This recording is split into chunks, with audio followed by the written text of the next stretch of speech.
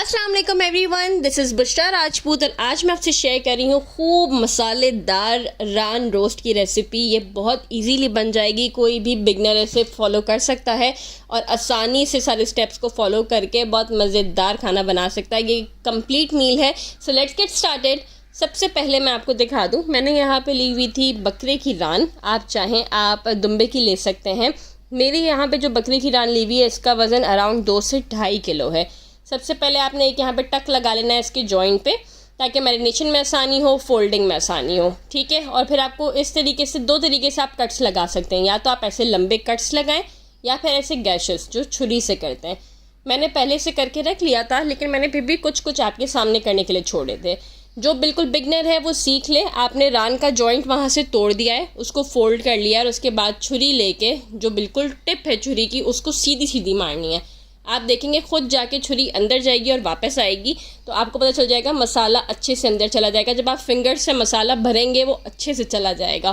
फिर अब जिसको ये स्टेप नहीं करना और वो चाहता है कि वो कंप्लीट ऐसे लाइंस लगाए, ये देखें, तो वो इस तरह भी कर सकता है। ये बस इंश्योर करता है कि मसाला हर जगह पहुंच जाएगा। बाद में आप जब रान सर्व भी कर रहे होंगे तो ये तोड़ने में, हर एक को सर्व करने में बहुत आसानी हो जाती है। फर्स्ट स्टेप हमारा हो चुका है। हम आ गए मैरिनेशन की तरफ।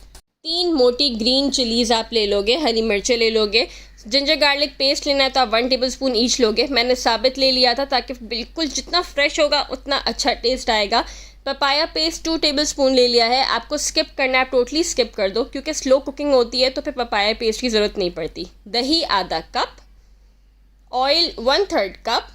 पपाया पेस्ट डालो, थोड़ा अच्छा सॉफ्ट सी बनेगी। अब आ गए मसाले, इनको फॉलो करोगे तो मज़ा आ जाएगा। मैंने क्या किया था, बेसन को रोस्ट कर लिया था फ्राइंग पैन पे हल्का सा 2 टेबलस्पून, खोपरा पिसा हुआ 1 टेबलस्पून, नमक 1.5 टेबलस्पून, टर्मेरिक पाउडर यानी कि हल्दी आधा teaspoon, red chilli flakes 1 teaspoon, red chilli powder 1 teaspoon, ज़ीरा और धनिया भुना कुटा हुआ 1 टीस्पून। सब चीज़ें आप ऊंच नीच अपने हिसाब से कर सकते हैं। जो बेसन होता है भुना हुआ वो इंश्योर करेगा मसाला चिपका रहे। कोकोनट जो है क्रंच देता है, आपको फ्लेवर देगा बड़ा बेहतरीन सा। विनेगर 1/3 कप, ये गलाने में काम करता है और एक खट्टा खट्टा सा बड़ा मज़े का टेस्ट आता है। अच्छे से ब्लेंड कर लो। आपको सिलबट्टा यूज़ करना है मसाले पीसने के लिए, आप वो भी कर सकते हैं। मैंने यहाँ पे मसाला पीस लिया था अच्छे से। अच्छा, मैंने क्या किया, अभी तक फूड कलर नहीं डाला। आपको डालना है, आप शुरू में डालते हैं, लेकिन मेरा प्लास्टिक का कंटेनर था। फूड कलर जो है बहुत जल्दी वो चीज़ पकड़ लेता है और न्यू कंटेनर था तो मुझे अवॉइड करना था। मैंने सारा मसाला डाल दिया, लेकिन 1 कप बचा लिया। एंड में कुक करके आप इसको सर्व भी कर सकते हैं, वो हम आगे देखेंगे। मैं कर रही हूँ अपने हाथ से। आपको ग्लव पहनना है, आप ग्लव पहन लें। आपको पता है आप अपने किचन में आ गए, एक बार हाथ धो लिया है, दैट्स अबाउट इट। बिस्मिल्लाह करो, काम करो। मुझे ज़्यादा जो सही लगता है, मतलब मैं जिसमें सेटिस्फाइड होती हूँ वो ये है कि मैं अपने हाथ से करूँ। सारे कट्स में, सारे गैशेस में आपने अच्छे से सारा मैरिनेशन भरना है। यहाँ पे मैं फूड कलर या जर्दे का कलर आप जैसे कहते हैं वो ऐड कर देंगे। टोटली ऑप्शनल, डालना है डालें, नहीं डालना नहीं डालें, कलर के लिए होता है, लेकिन एंड में कलर तो वो अपना ही पकड़ेगा। रूम टेम्परेचर पे 1 घंटा छोड़ दोगे और अगर ओवरनाइट छोड़ना है तो वो रेफ्रिजरेटर में आप डालोगे। मैंने क्या किया था, 1 घंटा रूम टेम्परेचर पे छोड़ दिया था। अब स्टीमिंग प्रोसेस पे आ जाते हैं। फॉइल पेपर बिछाओगे और बटर पेपर। फॉइल पेपर से हीट इक्वली हर जगह पहुंचेगी। बटर पेपर ये इंश्योर कर देगा आपका मसाला कहीं नहीं जाता, आपकी रान पे चिपका रहेगा, आपकी नहीं बकरे की रान पे। आ जाते हैं अब कुछ अच्छी चीज़ों पे। होल गार्लिक जाएगा, ऊपर से आप इसकी रूट काट लें, ये अरोमा देगा आपकी पूरी रान में। तेज़ पत्ता यानी कि बे लीफ वो चला जाएगा। ये सिर्फ हमें रखना है, ये खुशबू देगा और कुछ नहीं। ये है स्टार एनीस यानी कि बादियान का फूल। और 2-3 इलायचियाँ, हरी इलायचियाँ छोटी वाली, ये आप डाल देंगे। इससे पूरी रान में खुशबू आ जाएगी, बिलीव मी। ये गार्लिक आप हटाइएगा नहीं, बाकी सब चीज़ें हम एंड में हटा देंगे। मैंने रख दी है यहाँ पे पूरी की पूरी रान। ठीक है, सारा मसाला जो भी था आप वो रान पे अच्छे से लगा दोगे। मैंने आपको दोनों रीजंस बता दिए कि बटर पेपर क्यों लगाया है और फॉइल पेपर। बटर पेपर नहीं है आप स्किप कर दो, फॉइल पेपर लाजमी लगाना क्योंकि वो आपको ज़रूर हेल्प करता है। हीट इक्वली हर जगह पहुंचती है और रान हर जगह से बिल्कुल इक्वली गली हुई होगी। जिस तरह मैं रैप करी हूँ बिस तरह आप रैप कर सकते हैं। आप इस स्टेज पे भी इसे रेफ्रिजरेट कर सकते हैं। अब आपको पता है आपके गेस्ट को आने में 5-6 घंटे और 3 घंटे में ये रान जो हो जाएगी, तो फिर आप उस टाइम तक आप इसे करके रेफ्रिजरेट करके मैरिनेट करके रख भी सकते हैं। स्टीमिंग प्रोसेस के लिए मैंने देचकी ली है, उसमें पानी डाला है और ऊपर एक छन्नी रख दी है। छन्नी नहीं हो आप उल्टा थाल रख सकते हैं। कोई मसला नहीं है। मैंने पिछले साल भी एक रान की रेसिपी की थी, मेरे पास छन्नी नहीं थी तो हमने उल्टा थाल रखा था। बुशराग्राफी रान लिखोगे तो आपको मिल जाएगी यूट्यूब पे रेसिपी। बस आपने ये इंश्योर करना है जो आपका फॉइल पेपर है उससे पानी टच ना हो, ठीक है, आपके मीट से पानी टच ना हो। थोड़े से मैंने जो है वो छुरी से कट्स मार दिए थे ताकि स्टीम अंदर जमा हो तो वो पानी रहे नहीं, सारा पानी एवेपोरेट हो जाए। रान 2.5 किलो की थी, मुझे 2 से 2.5 घंटा लगा था। अगर बड़ा है आपके पास मीट का पीस, रान का पीस, तो 3 से 3.5 घंटे बाद आप चेक करोगे। 10 मिनट आप पूरी आंच रखोगे, जैसी स्टीम आएगी आप जो है वो आंच स्लो कर दोगे। जो हमने रिज़र्व मसाला किया हुआ था 1 का, उसे मैंने थोड़ा सा ऑयल डाल के फ्रेश धनिए के पत्ते उनको चॉप किया था और वो डाल के पका लिया था मसाले को अच्छे से। इस मसाले को आप साथ सर्व कर सकते हो, बहुत रसीला चटपटा स्पाइसी सा होता है। मैंने क्या किया था, एंड में स्टर फ्राई किया था रान को। मैंने रान को कुछ भी नहीं किया, ना बारबेक्यू किया, ना मैंने उसे बेक किया। ये उनके लिए है जिनके पास बारबेक्यू ऑप्शन नहीं है, जिनके पास ग्रिलिंग ऑप्शन नहीं है, कुछ भी नहीं है। आप मेरी तरह करेंगे। मैंने ये 3 तरीके की वेजिटेबल्स ली थी, प्याज, टमाटर और ग्रीन चिली। स्क्यूअर में डाला उसे और मैंने जो है जाके उसे चूल्हे पे ही हल्का सा ऑयल लगा के ग्रिल कर लिया था। बहुत बेहतरीन बारबेक्यू की खुशबू आती है। चाट मसाला साथ में सर्व करूँगी और फ्राइज सर्व करूँगी।